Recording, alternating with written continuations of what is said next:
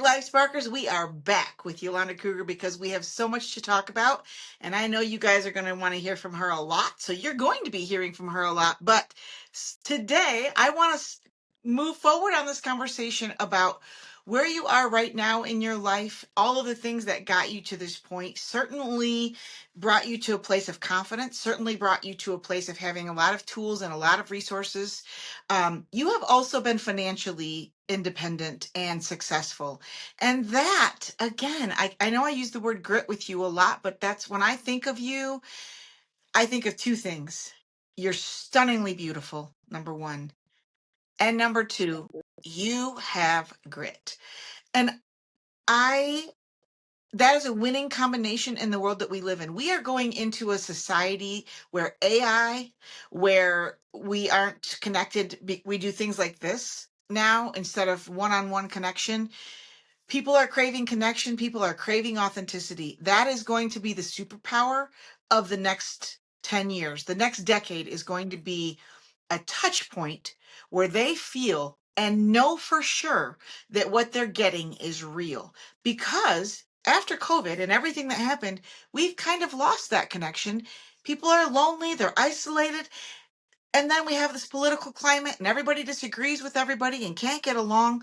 We have lost our ability to communicate. We've lost our ability to listen to one another. So what we talked about in the last episode, the ability to listen, those are things that people want to know how to do again because they're going to start having way more failure in their life because life is not single. It has so many different facets to it.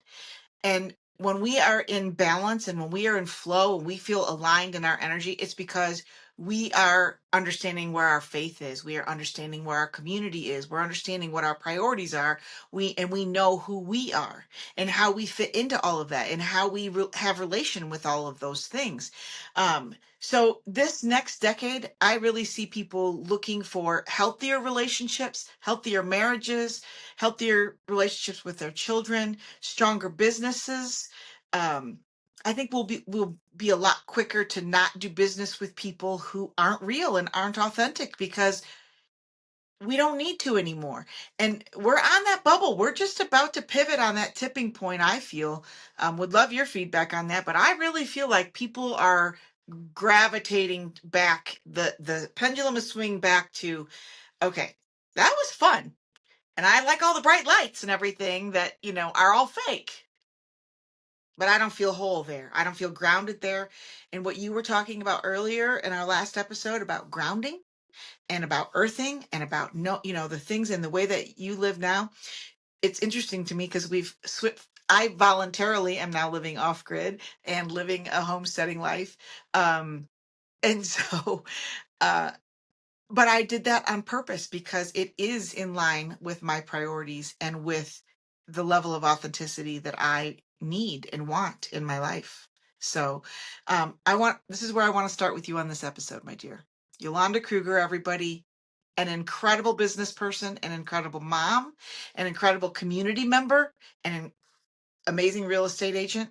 But I think that you have more in you. That voice that you talked about in our last episode of I was made for more. Do you know the song Made for More? Have you ever heard it? Yeah. It's one of my favorites. I love it. Me too. I believe I would just like to publicly say on my podcast that I believe you're made for more. And I think that in the next decade, we're going to see a whole lot more from you. That's what I want to talk to you about next, because you will lead people in that direction, in my opinion, based on your authenticity and based on the simplicity. Back to what I was just saying, we have put so much bullshit of layers and layers of bullshit. And you come from a foundation of simplicity. And that is what I have watched you go back to. Every time you've needed to pivot, Yolanda, I have watched you go back to, this is what I know for sure, and they're simple things, but I am sure of these things. You don't have all those layers of bullshit that a lot of other people do. And that's the blessing probably of the way that you were raised. But that level of simplicity with which you live and lead and love and move through life, that's what I want to talk about. What would you say, in your opinion, when we're talking about the simple things, what are the things that are non-negotiable for you?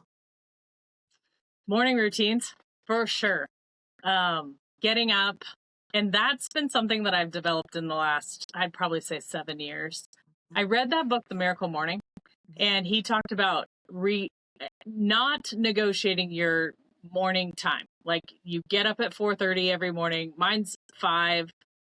On mornings when I'm tired, I'll sleep till 6. But between 4:30 and 5 is when I get up.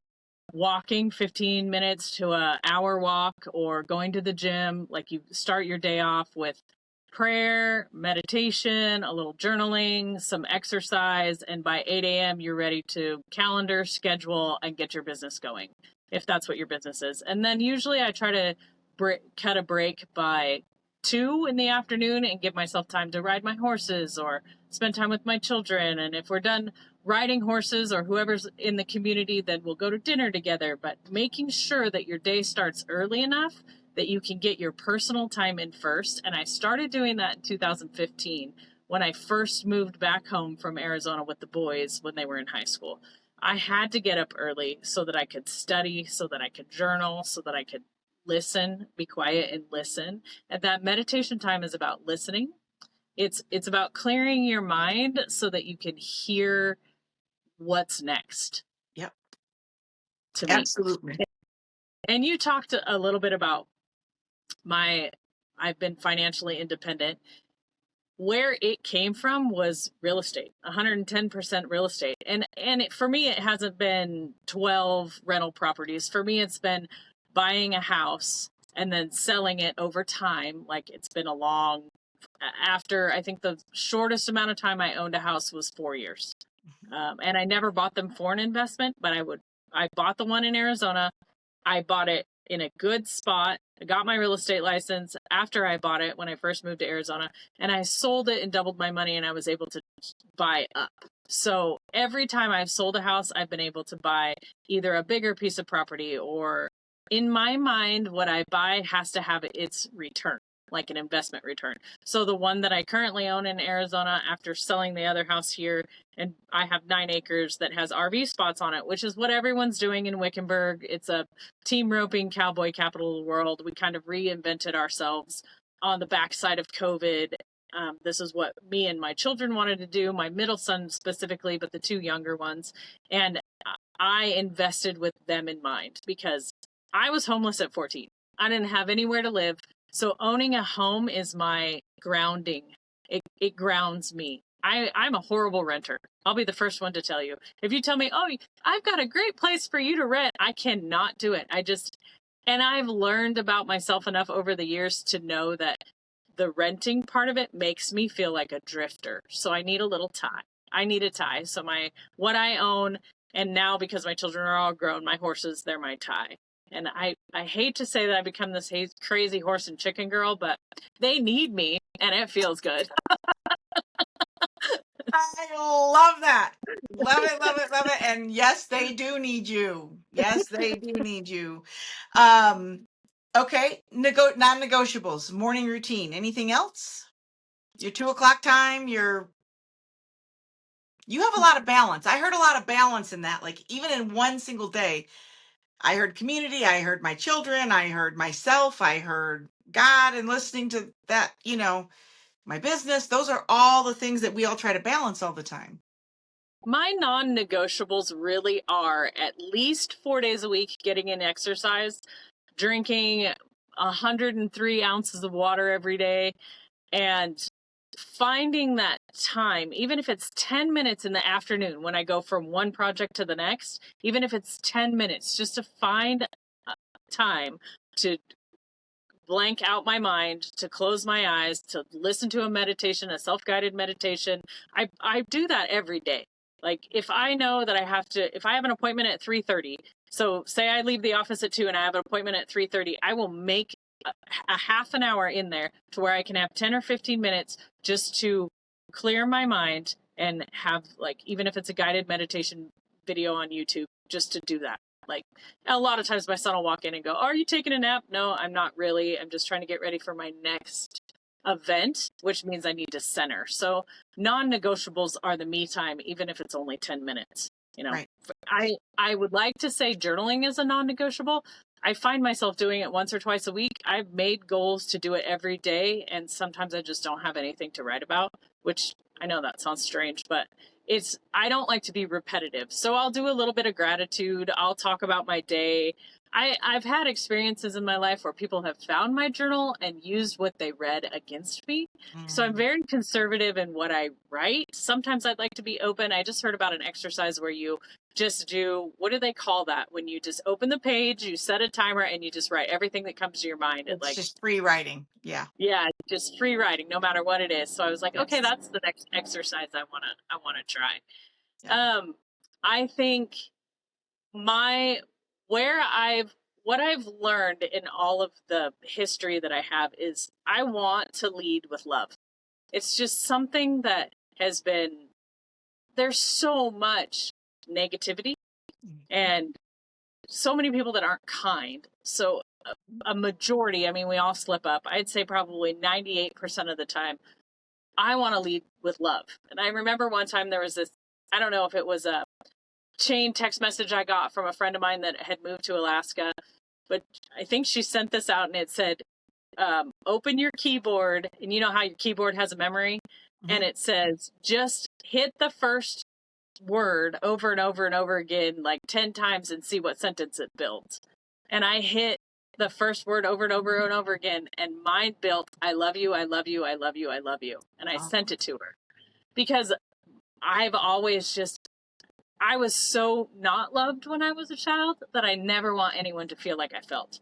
I, I, I want to lead with love. And I'm sure people have their opinions about things that I've been through or experiences that I've done and what I've learned. And in losing my husband and in the breakups that I've had, in fact, this is a recent thing, Crystal, that I'm very proud of myself for being a big girl. Because Big girl panties. Good for you. every breakup in my life, I've had to demonize them. Like they were a narcissist, or they treated my children terrible, or they spent all my money. They didn't get a job. They moved in with me. They didn't get a job. I supported them and their kids when I didn't have to. Like there was always a reason to leave him. And I just got out of a relationship with a gentleman. I broke up with him about 4 months ago.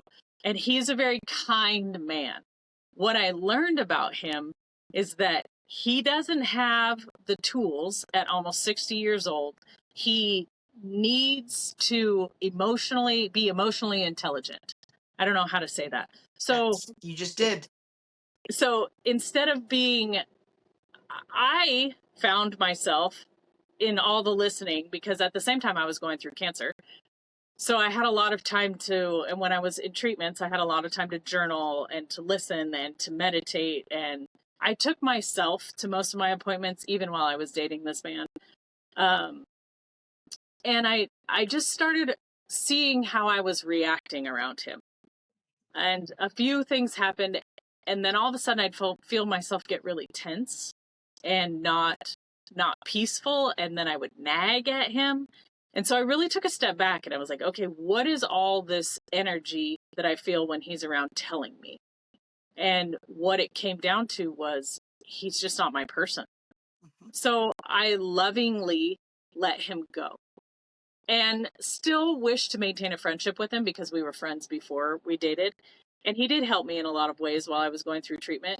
He never had a presence. Like he wasn't physically there. He's old school in the way, like, I'm going to make all this money. And if you're upset or something's wrong, I'll just send you money and it'll be okay. And I was like, I don't think that works for me. So I had to take a step back. I had to do a lot of listening and a lot of journaling. And as much as I loved him and still love him, I still love him. I've had many discussions with him, like, we don't align. The story is we don't align. You're a wonderful human being, but we don't align. Right. So in a very big girl way, I'm going to tell you that it is me. On every level right now, it's me. And I'm going to send you off with love and light because I want you to have a good life too. And you should never tolerate being treated poorly by another human being. And that's how I feel I'm treating you. So Love that. for me that was like a, oh my gosh, I grew up. It was That's just congratulations. I am very, very proud of you. You know what? Taking responsibility for the role that we're playing in our own suffering is one of the most grown up things we could ever do, Yolanda. And literally, like our own suffering or what we are contributing to the situation. It's exactly, you just nailed what so many people fail to realize in relationship until it's too late. It's somebody else's fault. It's not always someone else's fault. Relationships take two people in a level of commitment that is parallel to one another. Otherwise, one person's in obligation, one person's in commitment. And that never works. When you're I both was in an commitment, obligation. yeah, I was an obligation and I could feel it. And yeah, I have to say that what makes that step so huge, and I don't mean to interrupt you, but I no, wanted to share this in case it could help somebody. um, what made that step so huge was that post my husband committed suicide, I knew what the pain felt like. Like, I know the pain of loss. I know the pain of trauma. I can feel it in my body. My body starts to have a physical reaction that I yes, have never knew was possible. And it's beyond anxiety attacks. It's beyond, I can't even explain it in words, the response that my body would have. I would start getting migraines. I would puke. Like, knowing that like, okay, this guy isn't right for me. I stayed in a relationship for 9 years out of obligation and the fear of pain.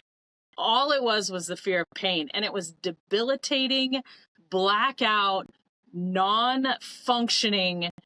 As soon as I knew we were over, and in light of that, we broke up 3 times and got back together. And the last time we were broke up for a year and still got back together, we should have never done it. So in the light of that, knowing what the pain is to break up with somebody or to have them not in your life or to be so intimately close with someone and then know the next day that can't happen anymore, it still felt like my husband committing suicide to me. That's the trauma response my body had to a breakup. So in order to get to this space where I'm able to send someone off with love and light and to tell them that I still love them, I'm still here for them within reason, was monumentally huge. Like, I never thought that humans could do that. And then I'm like, okay, if I can do this, other people can do it. We yes. have to give them the tools. So where do you start? Like, we have to start figuring out how to give them the tools, knowing that it's not an overnight thing. It's a process. It's an absolute process. But So I heard so many things in there. I heard the judgment that you didn't put on him anymore. You took responsibility for yourself. You are listening to your own body, to your own still small voice every day, and you know it. The other thing is, I heard you say, I understand. I knew the truth lied in the anticipation. Anytime I just couldn't live like that anymore. I knew that every time I was gonna go into whatever that connection was, and sometimes it's codependence, and that is never healthy. Sometimes it's attachment. Like it's just, we live so habitually in life, we have all this programming, religion and life and society programs us to be a certain way, and then it's like we do what's easy. We just do it. It's just easier to do what we do every day. So what I'm hearing you say is, I understand the habit that I need to have. We talked about that in your non-negotiables, and now I implemented it in my life. And that is the turning point. That's the pivot. I am a grown up and I have on big girl panties. I'm still blown away. So I want to take that, and you asked me what's next for myself. I want to take these things that I know that I'm learning and Yes. help other people with them. So my motto has been for 15 years to impact and improve the lives of others. And there's so many people that are like, I'm addicted to drugs. I was homeless. Nobody loves me. I'm an orphan. I'm just useless. I felt all those things. I Yep. knew all those things. I wasn't wanted. And then when I finally got to a place where I was secure and felt loved and wanted, my husband showed me more love than anyone ever had in my life. Then he takes his own life. So what does that tell you? Was everything we had a lie? Where am I going with this? Am I that unlovable that you don't want to live anymore? My children were 2, 5, and 8. What do you do with that? And I did go through a phase, a very dark phase, where I felt like I wanted to kill myself as well. Like I just wanted to be where he was, but I had a 2-year-old that needed his diaper changed, and he saved my life. You know, it's very, it's there's so, when people are like, "Oh, how'd you get to be who you are?" I'm like, it took 20 years to get Yep. here. And there was lots of dark places, there was lots of PTSD. I remember when someone tried to clinically diagnose me with PTSD, I was like, "I'm a housewife, or was. I'm raising kids by myself. That doesn't make, like, I'm not a war vet. I shouldn't have Right. PTSD. It doesn't make any sense to me." But when he explained it, then I understood it.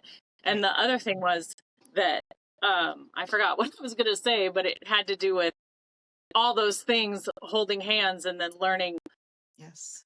how to put your non-negotiables in place so that you have the tools to be a better person. Oh, that's the other thing I was going to say. Of all the things that I went through after my husband committed suicide, it up even 6 months ago, people were like, "Oh, don't you want to go on mental health drugs?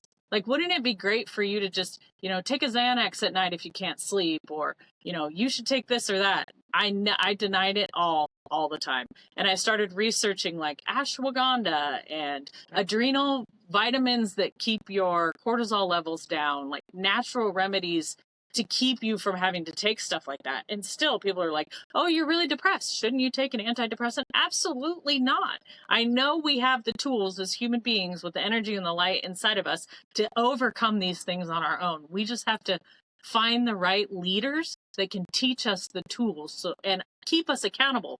Yep. That's the other thing, is accountability. And I keep talking about that. You absolutely need some sort of accountability partner, whether Yep. it's your best friend or your mom or your, you know, whoever it is, with a boundary. That was the other lesson I had to learn, is how to put boundaries in place, moving Mm-hmm. to a new place and not knowing anybody and being naive from a small town and moving into a bigger city like Phoenix. I didn't know what a boundary was. I Right. had no idea. Like, I Right. just let everyone do whatever they wanted. And I was like, "Oh my gosh, people are really not intrinsically good all the time." Right. You're That not was a wrong big about lesson. that. That is absolutely true. With all of that said, though, and I think that that is where I think that the coaching world is going. That's where I think that 10 years, like, I would love to see you be a life coach, because I truly believe that your life experience in and of itself is the greatest lesson. But you are also a lifelong learner. One of the things that I have found in my experience about the most successful people, and by success, I don't define that with money necessarily. I define it in happiness. I define it by people that have peace. You have found peace. Even though life has been hard and you don't have, every day isn't peaceful, it isn't for any of us. We all have good days and bad days, but we're honest about it. If you can't be honest, you're not going to make progress. You are honest about it, you take accountability for it, you take responsibility for yourself. And that's where I think that the accountability partnership is going, is for people to have somebody that they can, like, I don't have answers for people. I don't have answers for you. I don't have answers for anybody. What I can do is help you find your answers for yourself. And I'm very skilled at that because of my own life experience and what I have done in my life. And I know that that is true for you. And but we are all a series of choices. Every person listening, you and I, we are a series of choices. And when we have the balls to make the choice that's going to make it better and stop bitching about it, Mhm. everything changes. And that's, I know that for you, I do want to say this one other thing about you, and we are already getting short on time again. This is what I want to say about you. I have watched you live in a community that you and I lived in, the community that we met in, be judged by so many people about Absolutely. who does she think she is. I heard that a lot. I heard, oh, look at her go, like whatever, all the same, judgment, judgment, judgment. You can't do that because it's going to upset the old That's timers. it. You and I had that one in common, girlfriend. Yeah. Um, And we both moved away, didn't we? Yes. They're lost as far as I'm concerned, but whatever. Anyways, the point on that I really want to make is we have a series of choices. We go through them, and the level of accountability is there, and all this judgment that comes at us. None of us are like some. I was raised in a high control church where we literally invited people to judge us, and then we bitch and moan if they didn't judge us. But then about the fact that they like That's how the world is. Until we can get out of that place, like I have watched you not care what anybody thinks and literally It's say, choosing happy.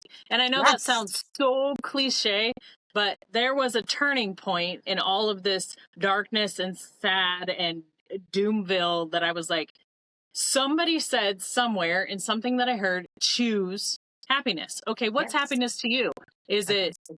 Is it going to the lake for a minute?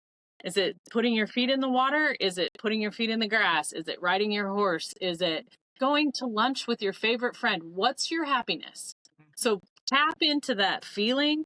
And every day, I don't care who cuts me off in traffic or what old person said what about me or who do they think I am. I just smile at them and go, it's okay because I'm happy. yeah, And it is also something that you have to learn. It's your problem. yep, Like you are judging me because of the lens you're looking at me through and because exactly, you have an issue. right, And so you're projecting it onto me. So I have 100%. learned as part of the boundaries that that's you and it's okay. I choose love and light. I'm sorry you feel that way. Let's move on. And I Yeah, choose happy. And not every day is great, but I can tell you since I've moved to Arizona and a lot of people, and I've been here for a year straight. Like I keep saying, I'm going back and forth, but not anymore. Since my cancer treatments are over, I've been diagnosed cancer free for a year. Um, like they said, and I've never heard this before, but the doctor, honestly, he said, your cancer has been eradicated, is what he told me. love that. Um, so I chose here. So I choose happy. Was there moments where I was stressed out and sad because I thought I was going to be alone all summer long and no one was going to be here to help me? Yes, but you know what I did with that? I said, I don't like who I'm being on the backside of stress because I'm taking it out on people that I love. So I choose to be happy and it's going to be okay. And if you get your pool up because it's 105 degrees, great. If you don't, go to the lake.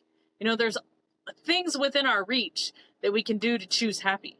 Yep, So as cliche as it sounds, you put your mind to it's okay. Like yeah, things could be worse. right, That's cliche too. And people say that stuff all the time. And I remember being a kid hearing the older people say, "Oh, you just wait until you get to be my age." And I'm like, "Oh, here I am saying the same." But it's true, and it's your choices, and it's in that reframing and mhm, retraining your subconscious, retraining your brain, retraining yeah, your self-talk, yeah, just learning to affirmations. That's another non-negotiable for me is constant affirmations. In fact, yeah, I always leave the first 4 pages of my journal blank.